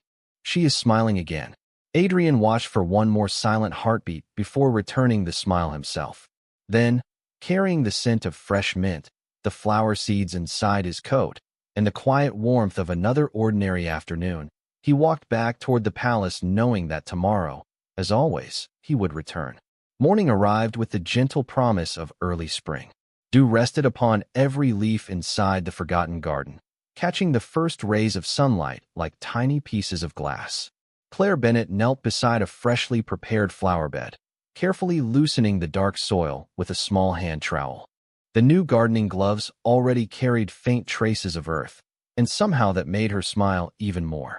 They no longer looked like a gift that needed protecting. They had become part of her daily work, exactly as she had hoped. Behind the ivy-covered gate, familiar footsteps approached without hurry. Claire did not need to turn around to know who had arrived. "Good morning, Your Majesty," she said warmly. Adrian Blackwood stepped into the garden, carrying nothing except a quiet smile. "Good morning, Miss Bennett." Claire glanced toward his empty hands and laughed softly. No mysterious packages today. Adrian looked almost amused. I was beginning to think my reputation depended on arriving with something. Claire shook her head. You are safe. The flowers have already accepted you. His wolf spoke with quiet satisfaction. That might be the highest honor we have received. Adrian ignored the comment, although the smile lingering on his face became just a little brighter. He looked around the peaceful garden before noticing several small clay pots waiting beside a newly prepared patch of soil. What is today's project? Claire brushed a loose strand of hair behind one ear and held up the small paper envelope Adrian already recognized. Do you remember these? Adrian's eyes rested on the tiny packet for a long moment. It was the envelope she had given him weeks before, filled with seeds carefully saved from the previous season. I remember. Claire smiled. You never planted them. Adrian reached into the inside pocket of his coat and carefully produced the same envelope, slightly worn at the corners from being carried so often. Claire blinked in surprise before laughing. You have been carrying them all this time? Adrian looked at the little packet in his hand before answering honestly. I was waiting. Waiting for what? He looked around the quiet garden. Birds chirped happily above them, while the climbing roses swayed gently in the breeze. Finally, he met Claire's curious eyes. The right place. Claire's expression softened. She accepted the envelope from him with both hands as though receiving something unexpectedly precious. Then I believe today is the right day. Together they knelt beside the flower bed. Claire showed Adrian how to press shallow rows into the soil using only his fingertips. Not too deep, she explained patiently. Young roots need sunlight as much as water. Adrian followed every instruction with surprising care. Like this. Claire leaned closer to inspect his work. Almost. She reached over and gently adjusted one of the narrow rows. Their hands nearly touched before she quietly pulled hers back with a shy smile. Perfect now. Adrian looked at the tiny line in the soil and nodded as though she had just shared an important royal lesson instead of a gardening tip. His wolf spoke softly. We have learned many things here. Adrian answered without hesitation. The important ones. Claire poured several seeds into her palm before placing a few into Adrian's hand. These are yours. Adrian studied the tiny seeds resting against his skin. They looked impossibly small, almost too ordinary to deserve such careful attention. Claire noticed his thoughtful expression. Flowers always begin like this. Adrian smiled. Quietly. Exactly. They planted each seed one by one without rushing. Neither of them seemed to mind the silence between their conversations. It had become the comfortable silence shared by people who no longer felt the need to fill every moment with words. Nearby, the branch they had rescued together weeks earlier now stretched proudly overhead, covered with fresh blossoms dancing in the spring breeze. A pair of young birds fluttered from the nearby nest, making their first uncertain flights between the branches while their parents watched from above. Claire looked up with unmistakable delight. They finally left the nest. Adrian followed her gaze. They looked nervous. Claire laughed. So did they when they first learned to fly across the garden. Adrian watched the tiny birds disappear beyond the old stone wall. Sometimes leaving simply means they are ready. Claire nodded thoughtfully before covering the final seeds with soft earth. She gently patted the soil flat with both gloved hands. Now we wait. Adrian looked at the freshly planted flower bed. You make waiting sound peaceful. Claire smiled without looking up. Growing things has taught me that rushing never helps. A gentle breeze carried the scent of fresh mint across the garden. Adrian reached into his coat and discovered one small dried leaf still tucked safely inside beside the empty seed envelope. Claire noticed him smiling at it. You kept that too? Adrian nodded. It reminds me to breathe. Claire laughed quietly. I did say it would help during meetings. Adrian stood beside her as they admired the newly planted bed. After a comfortable silence, Claire looked at him with gentle curiosity. May I ask you something? Of course. She tilted her head slightly. What brought you here today? Adrian looked across the garden, then at the tiny seeds now resting beneath the earth, and finally back at Claire. A peaceful smile settled across his face. A long time ago, I kept searching for reasons to come here. He paused for only a heartbeat. I stopped looking for reasons. Claire held his gaze, and for the first time she understood that his answer needed no explanation. Some places simply became part of a person's heart without asking permission. She smiled. and together they stood quietly beside the flower bed, watching a new season begin. The afternoon sun settled softly across the forgotten garden, wrapping every flower in warm shades of gold.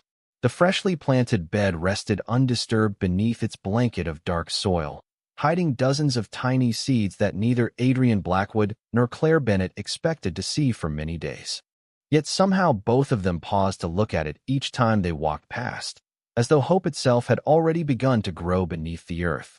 Claire carried a small watering can toward the flower bed while Adrian followed with the wooden bucket they had filled together only minutes before. Neither of them hurried. Every simple task seemed to become lighter when shared. Claire sprinkled a gentle stream of water across the fresh soil before stepping back with quiet satisfaction. "Now we let nature do the difficult part," she said. Adrian rested the bucket beside the path and smiled. "That sounds very different from how the council handles problems." Claire laughed. "Flowers do not enjoy meetings." Adrian nodded thoughtfully. "I suspected as much." His wolf answered with quiet amusement. "Neither do we." Their laughter faded into a comfortable silence as they wandered through the garden, checking each flower bed the way they had done so many afternoons before. Near the repaired flowering branch, Claire stopped suddenly. The once broken limb was now completely covered with blossoms, their pale petals dancing gently in the breeze. She reached out and touched one bloom with the back of her gloved finger. "Look at you," she whispered affectionately.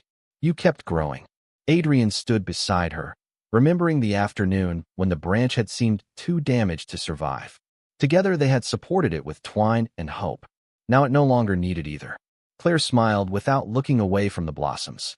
"I almost removed it that day." Adrian looked at her in surprise. "Really?" She nodded. "I thought it might be too broken." Her smile softened. "I am glad someone believed it deserved another chance." Adrian quietly answered, "So am I." Before either of them spoke again, two elderly palace gardeners entered through the side gate carrying neatly bundled tools. They stopped politely when they noticed the king inside the garden. After offering respectful bows, one of them smiled warmly toward Claire. "Miss Bennett, we have wonderful news." Claire looked up with curiosity. "What happened?" The older gardener rested his rake against the stone wall. "The old district is no longer scheduled for reconstruction. The entire garden has been permanently preserved." Claire's eyes widened. "Permanently? That is what the official order says." The second gardener chuckled softly. "Someone important must have realized this place was worth saving." Claire slowly looked around the peaceful garden, almost unable to believe the words she had just heard. "That means—" She looked back at the flower beds. "The garden will stay?" "For many years, we hope," the gardener replied with a satisfied nod before both men continued toward the storage sheds. Claire remained standing in thoughtful silence. Adrian quietly watched her reaction without saying a word. She turned toward him with bright eyes filled not with excitement for herself, but with relief for the flowers surrounding them. "They will not lose their home." Adrian followed her gaze across the garden. "No," he answered gently. "They will not." Claire smiled so warmly that Adrian felt the entire afternoon brighten with her. Whoever made that decision. She looked around the peaceful little sanctuary once again. "I hope they know how much happiness they protected." Adrian lowered his eyes for a brief moment, hiding a small smile. His wolf spoke softly. "She is thanking you without knowing it." Adrian answered in silence, content to leave it that way. Claire suddenly noticed the old pair of patched gardening gloves resting neatly on the wooden bench. She picked them up with both hands and brushed away a little dust. "I think these have earned their retirement." Adrian smiled. "A respectable retirement." Claire carefully folded the worn gloves and placed them inside the small wooden cabinet where she kept seed packets, ribbons, and simple gardening tools. "They worked very hard." Adrian nodded. "They certainly did." She slipped her hands back into the newer gloves before picking up a small clay flower pot. As she turned, the pot slipped unexpectedly from her fingers. Adrian reacted instinctively, catching it before it reached the ground. Claire blinked, then laughed in embarrassed relief. "I almost dropped it." Adrian looked at the unharmed pot before placing it safely back into her hands. A familiar smile appeared on his face. "Nothing needs forgiving." Claire looked at him for a quiet heartbeat before laughing again, this time with unmistakable warmth. "You remembered." "I always will," Adrian replied. The words were spoken gently, almost without thinking, yet they lingered quietly between them. Neither hurried to explain them. They simply stood together beneath the flowering branch while a light breeze carried the scent of roses through the garden. Overhead, the young birds that had recently left their nests circled once above the trees before disappearing into the bright blue sky. Claire watched them until they became tiny shadows against the afternoon light. "They found their own way," she said softly. Adrian looked from the distant birds to the peaceful smile on her face. "Yes," he answered. "And so did we." Several peaceful days passed before the first tiny green shoots finally appeared above the soil. They were so small that someone passing by might never have noticed them. Yet Claire Bennett smiled as though the garden itself had whispered good morning. She crouched beside the flower bed, brushing away a few fallen leaves with the gentlest touch. Behind her, familiar footsteps crossed the old stone path. She smiled before turning around. "Good afternoon, Your Majesty." Adrian Blackwood returned the smile that had become as natural as breathing whenever he entered the forgotten garden. "Good afternoon, Miss Bennett." Claire stepped aside and proudly pointed toward the flower bed. "Look." Adrian followed her gaze and saw the tiny green shoots reaching toward the sunlight. He lowered himself beside her without hesitation, studying them with quiet wonder. "They are already growing." Claire nodded happily. They only needed a little time. Adrian looked at the fragile sprouts, then toward the empty bird's nest resting quietly among the branches above. Everything around them seemed to be welcoming another beginning. A warm breeze drifted through the garden, carrying the scent of roses and fresh mint between them. Claire glanced toward the flowering branch they had rescued together months earlier. It now stretched gracefully above them, covered in blossoms that shimmered beneath the afternoon light. She smiled quietly. It really did bloom. Adrian followed her gaze, the memory returning as clearly as if it had happened yesterday. Some things simply need time, and someone willing to believe in tomorrow. Claire turned toward him, her eyes filled with quiet understanding. "Just like us." Adrian answered without hesitation. "Yes." Neither of them spoke for several long moments. The silence no longer felt uncertain.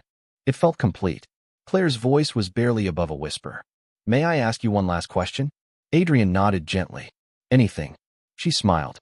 "What truly brought you through that old door the first time?" Adrian looked toward the weathered doorway hidden beneath climbing ivy. He remembered the endless council meetings, the formal ceremonies, the weight of expectations resting upon his shoulders, and the quiet afternoon when he had stepped through that forgotten entrance searching for nothing more than a moment to breathe. Instead, he had found a young woman whose kindness asked for nothing in return. He smiled softly. "At first, I thought I was searching for silence." His eyes met hers once again. "Then I realized silence was never what I truly needed." He took one small step closer, leaving enough space for Claire to decide the rest. "Everything I had been looking for was here all along." Claire held his gaze, her smile growing warmer with every heartbeat. A faint laugh escaped her as she looked around the little garden. "Among stubborn flowers?"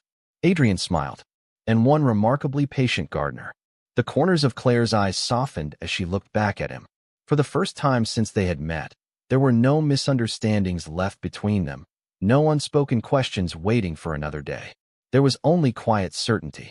Adrian hesitated for a brief moment before asking gently, "May I?" Claire understood before another word was spoken. Her answer came with a small nod and an unmistakable smile. Adrian leaned forward and placed a gentle kiss upon her lips, brief and filled with affection, gratitude, and quiet respect. It was not a promise made in haste, nor the ending of a story. It felt like the beginning of every ordinary day they would gladly choose together. When they slowly drew apart, neither hurried to speak. The garden seemed to breathe with them. Then Claire looked toward the newly planted flower bed and laughed softly. "Well," Adrian raised an eyebrow. "Well." She picked up a small shovel and held it toward him with playful seriousness. "Since you are already here, these seedlings are not going to protect themselves." Adrian accepted the shovel without the slightest complaint, and Claire laughed again, shaking her head with quiet amusement before kneeling beside the tiny green shoots. His wolf sighed with amused surrender. "We are never escaping this garden." Adrian watched Claire gently press fresh soil around the young sprouts before kneeling beside her once again. He picked up a small handful of earth, smiled to himself, and quietly answered within his own heart, "I never wanted to." Side by side, They continued tending the little garden as the afternoon sun bathed every flower in warm golden light. Above them, the flowering branch swayed gently in the breeze, while the empty nest rested quietly among the leaves. Neither of them spoke again. They simply worked together, surrounded by blossoms and birdsong, as the last light of day settled softly over the garden.